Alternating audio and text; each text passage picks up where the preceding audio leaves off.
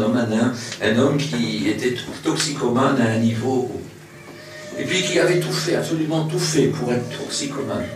Il était bon à tout. Et puis, il m'a écouté toucher Jésus sur 5 à 10 minutes, pas plus.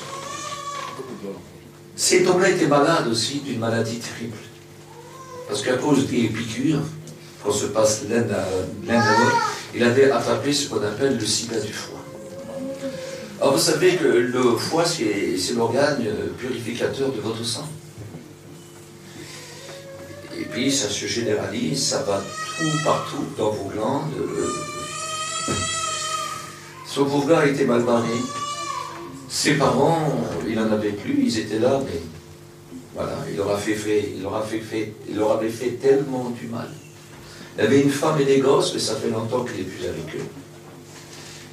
Presque plus rien, il ne trouve pas de travail, ses amis se méfient de lui, parce que quand il veut de la drogue, c'est comme l'air qu'il respire, il crame tout. C'est comme quelqu'un qui se noie, vous essayez de le sauver, mais il est tellement mal qu'il s'accroche à vous, et parfois pouvez-vous vous noyer avec lui. Alors on les évite. Et je prêche. Alors mal. J'ai dit Jésus. Et de vous à moi, c'est la personne la principale qu'il faut connaître. Écoutez, avec Jésus, on en a véritablement assez. Écoutez, avec Jésus, on a tout. Le ciel s'ouvre parce qu'il est le chemin qui mène au ciel et il en est la porte. Dieu 12 accords parce que Dieu a envoyé son Fils pour juger le monde. Et celui qui se laisse sauver par Jésus-Christ, Dieu devient son Dieu. C'est magnifique, non? Jésus a dit, mon Père vous aime car vous m'aimez. Parce que nous l'aimons. Et je repassais quelques mois après. Et je marchais tout doucement avant de rentrer. Je voulais être un petit peu libre. Il y avait beaucoup de monde et puis il faisait très chaud. En plus, c'était en plein été. Je vois un homme arriver vers moi. Il me dit, c'est toi qui es venu comme ça. Tu as prêché Jésus. Et je dis, oui, oh, je m'en souviens, qu'est-ce que j'ai peiné. Et je croyais véritablement que j'avais prêché pour rien. Et souvent, ça m'arrive de croire que je prêche pour rien. Et j'ai dit, non, si ce soir, je ne prêche pas pour rien. J'espère de tout mon cœur que ce n'est pas pour rien. Il y a quand même des hommes et des femmes qui sont conscients de la vérité. Et écoutez, je vais vous dire une chose, il y a de la force que pour la vérité. Il n'y en a pas contre la vérité. C'est pas possible. Et je dis oui. Il dit, tu sais, j'étais dehors, je ne pouvais pas montrer le monde. Parce que moi, je n'étais pas un homme comme tout le monde, j'étais toxicomane. Puis j'étais malade. Il dit, mais j'ai écouté Jésus. Il dit, depuis ce temps-là, je dis Jésus. Amen. Et tu sais, j'ai été guéri complètement. Il n'y a plus une seule trace de quoi que ce soit. J'ai pu me marier, reprendre mon épouse et retrouver mes enfants. Je suis véritablement saint de corps, mais saint dans mon âme aussi, dans mon esprit. Tout est changé. J'ai retrouvé mes beaux-parents, j'ai retrouvé mes parents, j'ai retrouvé un travail. C'est Jésus. C'est exceptionnel. Et ça, c'est ce maître-là, ce Jésus que je vous prêche. La Bible dit que, et c'est le maître qui le dit, je crois dans Luc 4 au verset 11 ou 18, vous vérifierez, c'est pas grave. Et Jésus dit, le Père m'a oint, car il m'a envoyé pour annoncer une bonne nouvelle aux pauvres. Il dira pour réparer les cœurs brisés, ceux qui ont le cœur brisé, pour rendre la vue aux aveugles, pour délivrer les captifs, rend libres les opprimés. J'en ai vu des captifs, vous savez, pendant ces années-là. Qu'est-ce que j'ai vu comme captifs?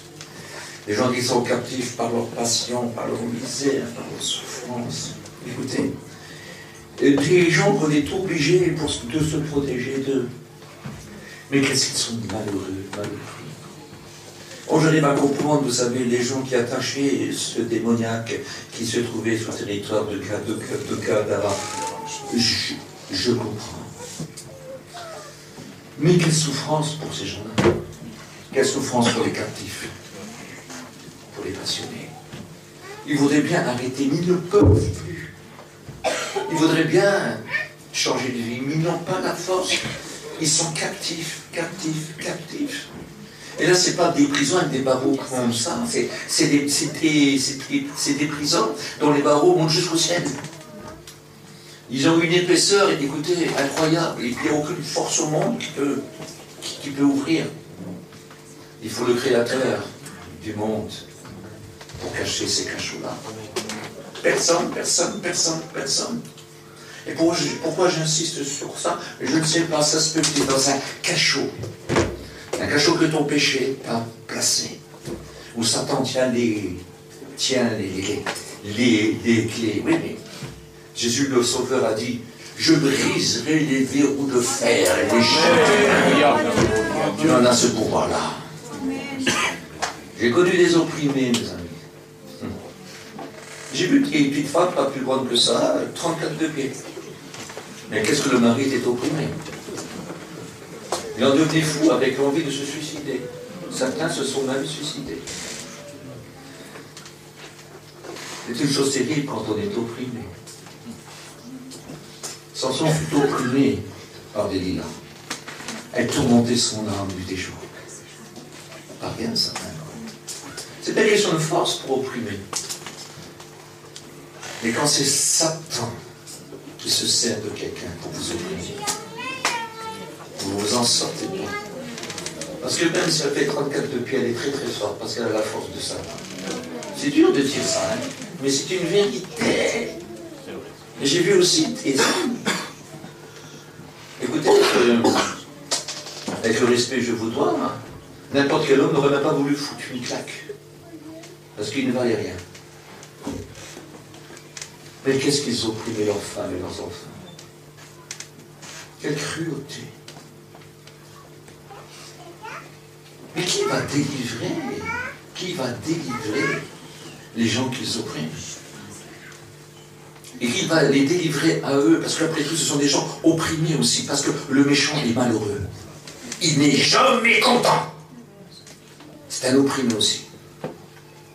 Qui va le délivrer de ce qui l'opprime et qui va délivrer ceux qui l'oppriment lui? Ceux qui l'oppriment lui. Qui? Jésus. La victime comme le coupable peut délivrer. Délivre le méchant comme celui qui est victime de la méchanceté. Il n'y a que Jésus.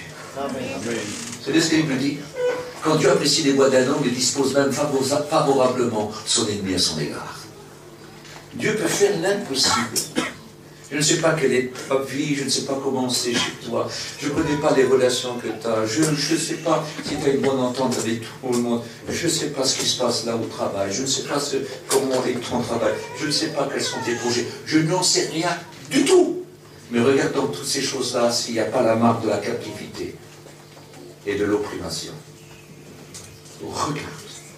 Essaie de regarder dans toutes ces choses-là qui c'est qui tire les ficelles et qui en profite véritablement. Regarde qui c'est. Un jour, un homme, en écoutant prêcher, il a dit, ne croyez pas que vous vous enrichissez, ne croyez pas que vous vous fortifiez. Celui qui s'enrichit, c'est Satan. Et celui qui se fortifie, c'est Satan. Le seul qui peut l'affaiblir en vous fortifiant en vous, c'est Jésus-Christ. Mais quelle importance, mais quelle importance. Mais c'est tellement vrai.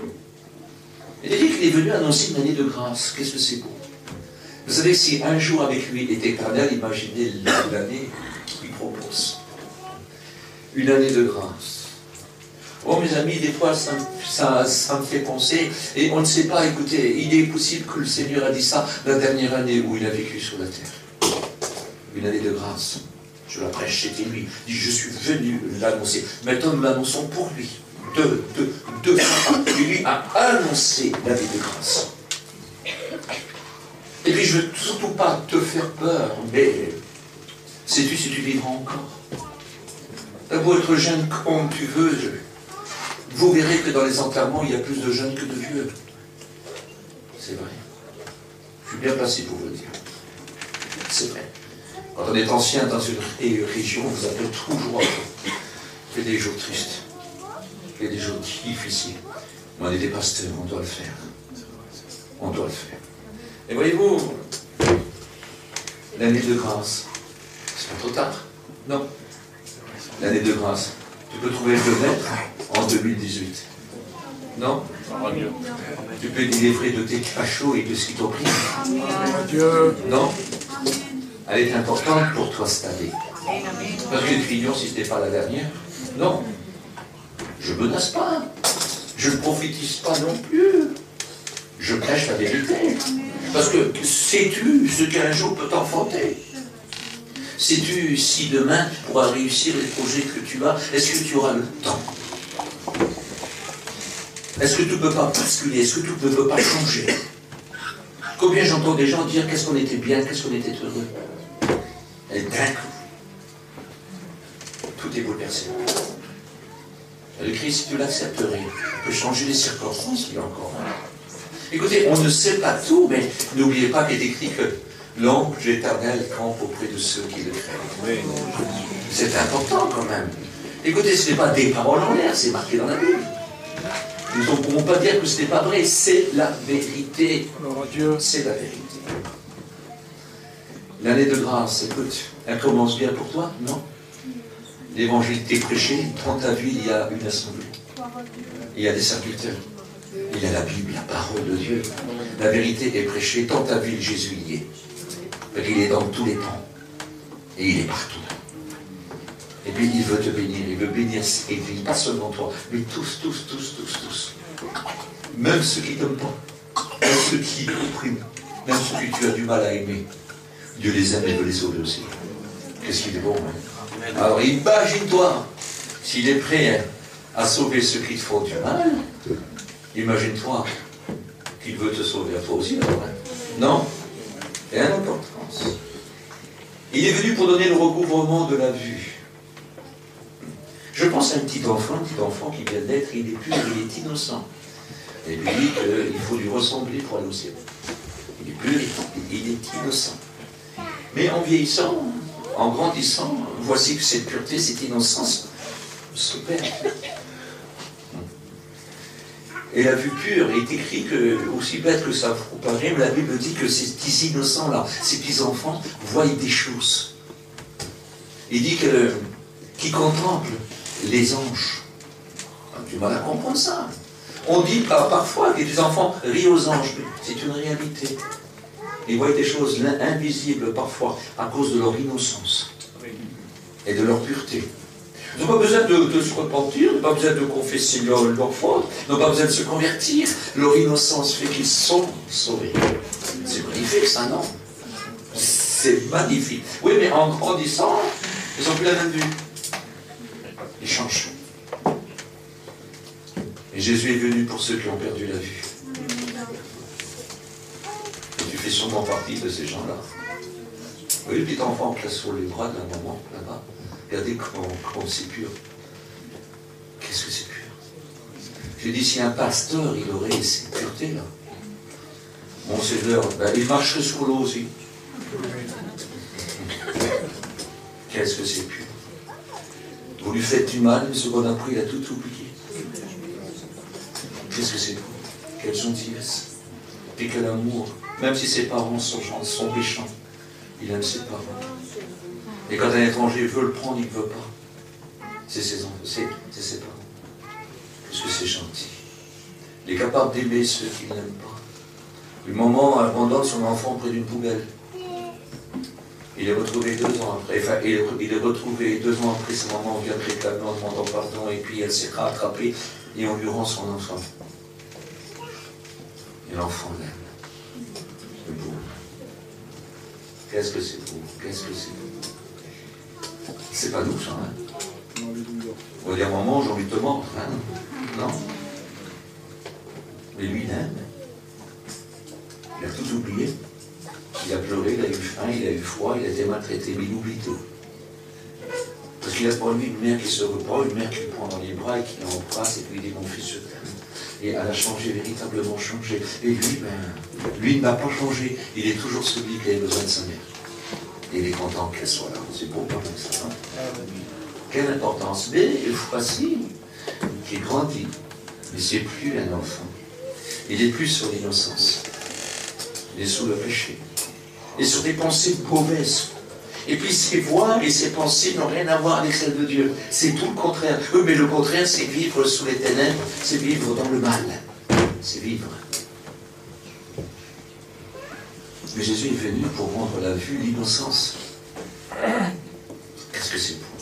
Écoutez, il a redonné la vue physique à des multitudes. Mais il veut redonner la vue spirituelle à la terre entière. Est-ce que vous le voulez? Amen. Écoute, c'est pour toi. Quoi que tu as fait, il a dit, t'es tombé malade. Et cette maladie t'a rendu injuste à cause de ton péché. Mais il est venu pour les malades, pour justifier les injustes. C'est important quand même ça. Écoutez, c'est pas des paroles en l'air, si je pouvais avoir les mots. Mais chacun parle comme il peut. Il est venu pour faire des choses, écoutez, exceptionnelles. C'est-à-dire qu'il est venu pour faire des miracles dans ta vie. Car le Seigneur fait que des miracles. S'il veut un pain, écoutez, je m'excuse, il ne va pas envoyer un semeur semer. Hein. Il ne va pas demander après au moissonneur de venir moissonner. Il ne va pas demander à ce moissonneur d'amener ça chez le meunier pour qu'il en fait de la farine et ensuite au boulanger pour qu'il fait du pain.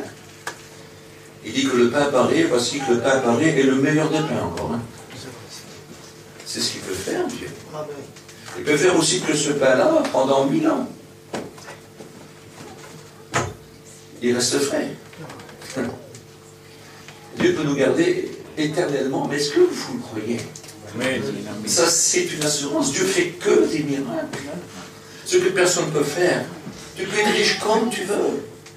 Mais des situations où tu ne peux rien, tu es immense et mon pauvre. C'est aussi que tu tiendrais de la poussière à la place de ton or. De la poussière, personne n'en veut. Hein. Le plus pauvre, amenez-y un train de poussière, mais il n'en veut pas. Ça n'a pas de valeur bâchante. Et c'est bon à rien. Il y a ce moment-là où tu vois que ton or, ton argent, c'est de la poussière. Il faut du miracle. Tu peux être fort, immensément fort, alors fort. Tu casses la figure tout le monde. Il y en a qui sont très fiers. Hein. Mon père, mon frère. Et quand ils en parlent, maman, qu'est-ce qu'ils en sont fiers? Ou moi avant, tu m'aurais vu avant. Moi, par contre, je courais très bien. Voyez-vous, ce qui est terrible, tu peux être fort comme tu veux. Il y aura une situation un jour. Tu te sentiras vraiment faible. Une faiblesse, parce que ta force à toi ne fait pas de miracle. Et puis c'est une force de poussière.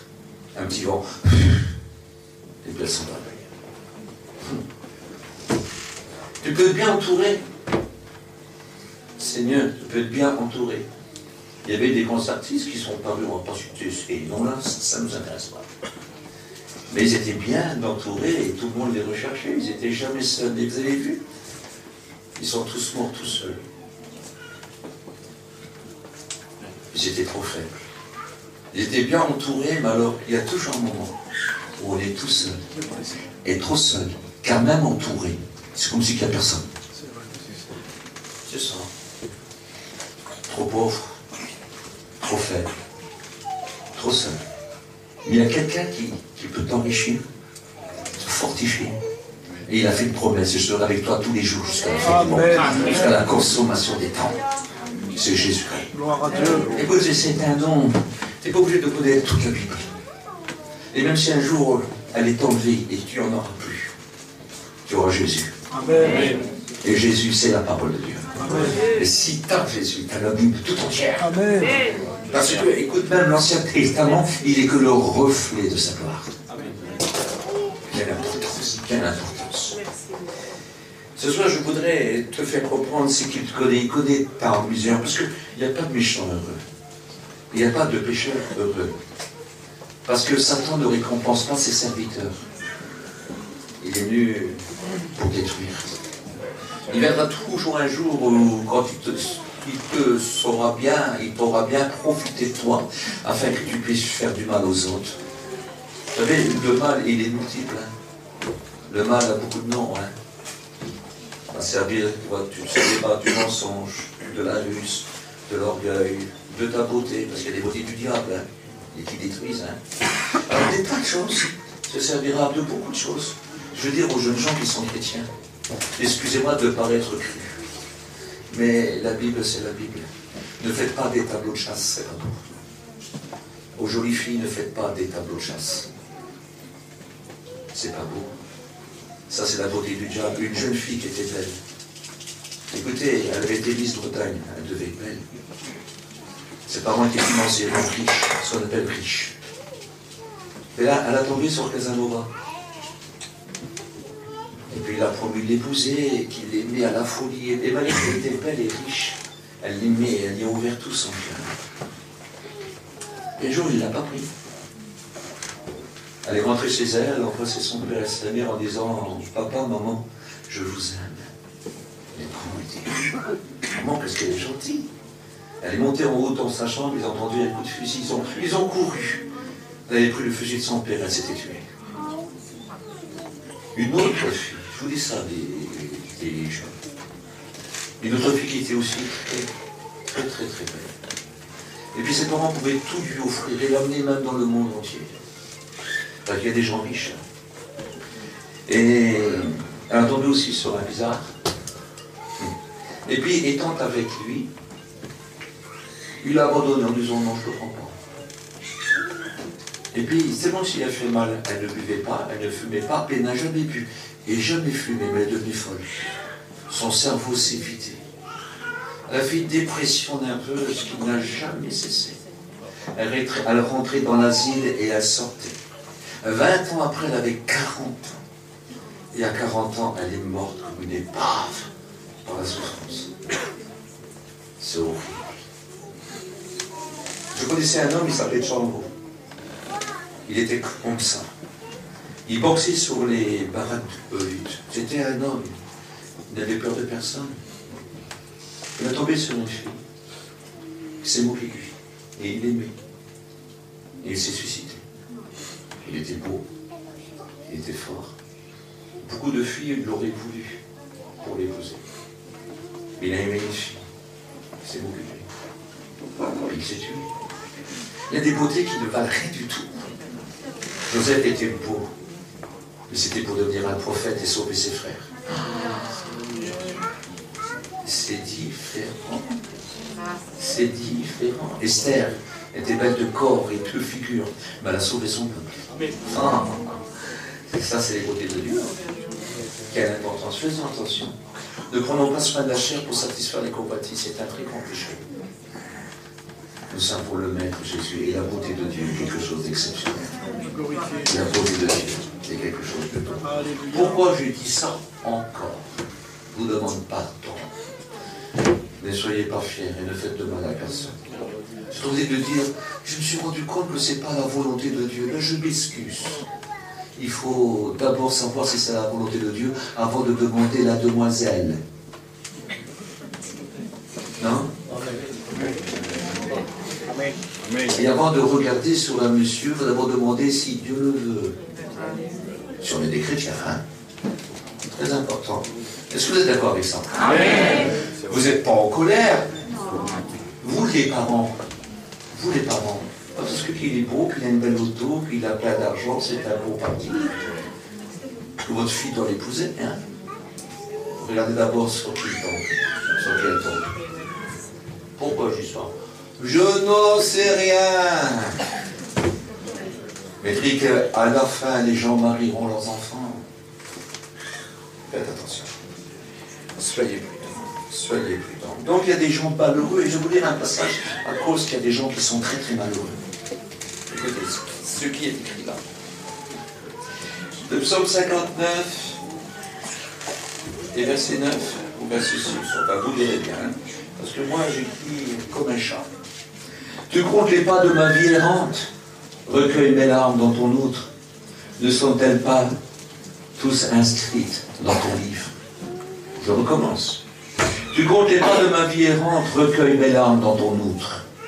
Ne sont-elles pas inscrites dans ton livre? Il y a un livre de souvenirs. Écoutez, que ce soit pour les païens, pour les non-juifs, parce que non-juifs, mais non-juif qui n'est pas converti, c'est ça, un païen. Et voyez-vous, à partir du moment qu'il connaît toute notre vie, et ne voyez pas qu'il s'est réjoui de voir les gens souffrir, même s'ils n'étaient pas convertis. Après tout, c'est pour des inconvertis, non, ils ont fait cela, pour les sauver. Il a connu tout, il a connu ces choses avant qu'elles arrivent. Je vais montrer un passage, ça se trouve dans Colossiens chapitre 9, où il est écrit qu'avant la fondation du monde, Dieu avait élu Jésus. Il avait été élu pour sauver le monde. Dieu savait qu'avant de créer l'homme, il se perdrait, mais que Dieu le sauverait. Dieu sait tout. Il est dans tous les temps et dans toutes les époques. Quelle importance. Tu comptes les pas de ma vie errante. Le Seigneur te suit toujours. Et on chantait un cantique autrefois. Il disait à la croisée des chemins. Un homme t'attend, mais pas en vain. Il t'a marqué dans son dessein. N'hésite pas. Donne-lui la main. Quelle importance. Quelle importance. C'est lui qui nous connaît depuis le temps. C'est le prophète Jérémie qui dit, il crée la situation pour se rencontrer avec nous. Il sait. C'est bien qu'il est écrit, si tu entends sa voix, n'endurcis pas ton cœur. Si tu entends sa voix. Et il est écrit que sa voix est allée résonner jusqu'aux extrémités de la terre. Et même ici, en Antigua, sa voix résonne. Elle résonne. Dieu veut te sauver. Dieu veut vous sauver. Dieu veut vous sauver. Dieu veut vous sauver. Dieu vous aime véritablement. Il n'a pas envoyé son Fils dans le monde pour qu'il juge le monde, mais pour que le monde soit sauvé par lui. Écoutez, il ne s'est pas réjoui de ta souffrance, de tout le mal que des gens ont pu te faire. Il ne s'est pas réjoui. Il a vu les pas de ta vie errante. Ils n'ont pas toujours été beaux, hein. Mais il a vu aussi tes larmes. Il a vu aussi tes désillusions, tes rêves brisés. Il a vu le mal que tu as fait, mais il a vu le mal que tu as eu aussi. Et c'est tout. Et ces larmes-là, il les a recueillies dans son outre. Vous savez, quand un chrétien pleure, c'est avec ces larmes-là qu'il se parfume, c'est un parfum pour lui. Parce qu'il aime ses enfants. Mais un converti, il prend, il le met dans une autre. Il n'oublie pas que tu aimes. Parce que si le péché que tu fais peut faire mal aux autres, le péché des autres peut te faire mal à toi. Et Dieu le sait. Il n'y a pas de gens heureux sans Dieu. Parce qu'il n'y a pas une espérance réelle. C'est des faux rêves. Des faux rêves. Tout à l'heure, je vous ai dit que avec lui, on peut rêver. Parce que tout s'obtient par la foi. Tout est possible à ceux qui croient. Alors on peut rêver. On peut dire c'est ira mieux. Il y a quelque chose en nous qu'on appelle l'espérance. C'est beau, hein? Des fois, on n'a pas une grande foi, la situation est tellement difficile. Il y a une espérance. On se remet. Pour que là, la foi grandisse. Il y a Jimmy qui aurait dit ces paroles-là il y a quelques jours. Parce qu'il a fait une réunion sur les femmes pour l'espérance. Et il a dit ces mots. Avant, je prêchais l'espérance. Il a perdu sa femme il y a quelques jours. Aujourd'hui, je vis l'espérance. Quelle importance. Je vis l'espérance. Venez à la réunion. Ce soir, je vous prêche l'espérance. L'espérance prêchée par Jimmy, et Jimmy et vécu par Jimmy, ça devait être beau, hein. Pour lui, j'ai le disque. Pour vie.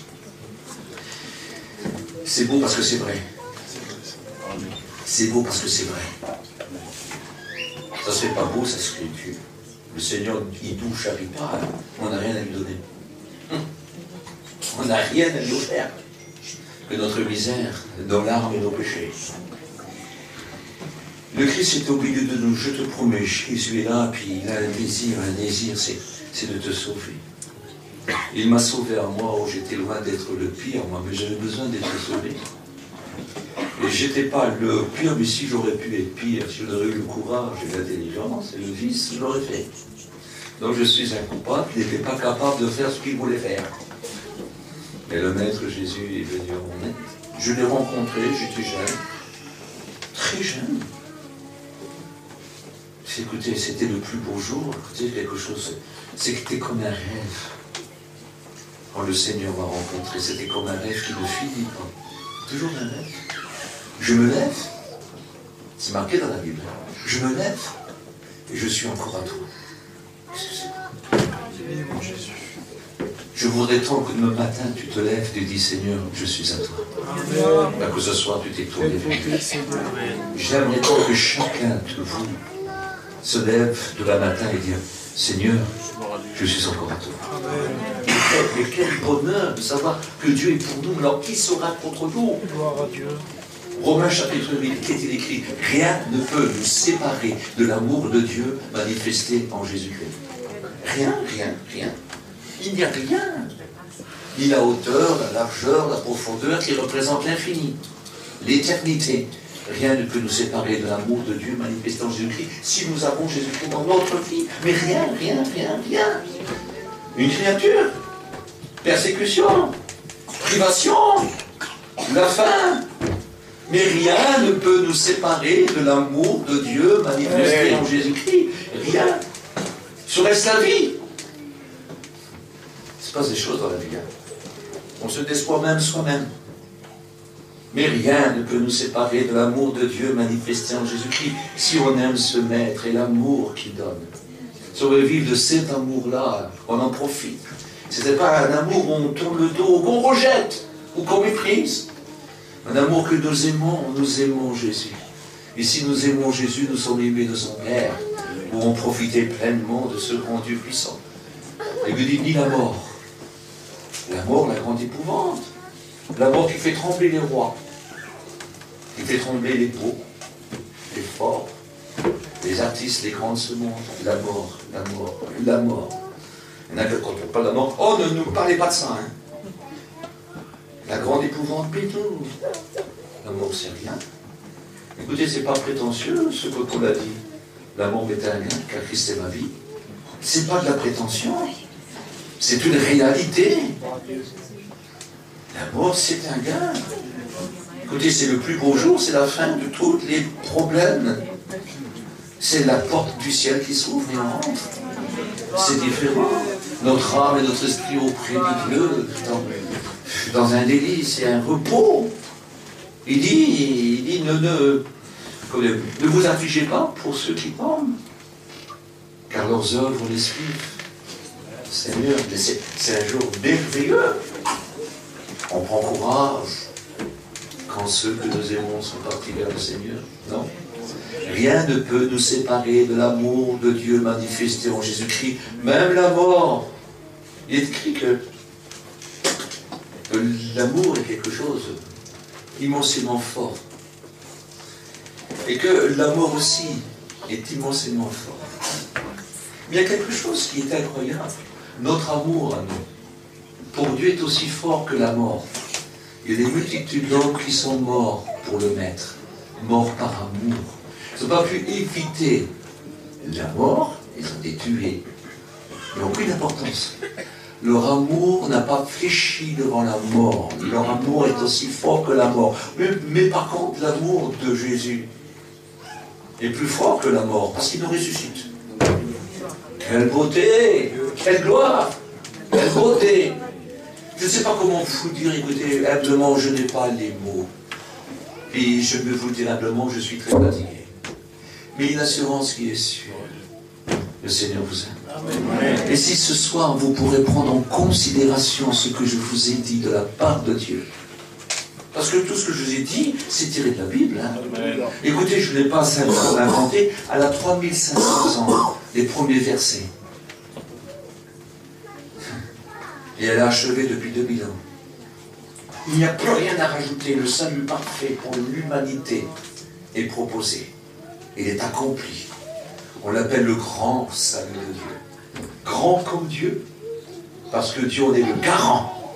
Car Dieu a tant aimé le monde qu'il a donné son Fils unique, afin que quiconque croit en lui ne périsse point, mais qu'il ait la vie éternelle. Il n'est pas tard, c'est pas grave. Je veux prier avec vous. Nous allons prier aussi. Je veux te remercier pour ta parole. Ta parole est vraie, Seigneur. Il n'y a pas de triche. Tu es gentil, Jésus. Tu es plein d'amour. C'est pas ton intérêt.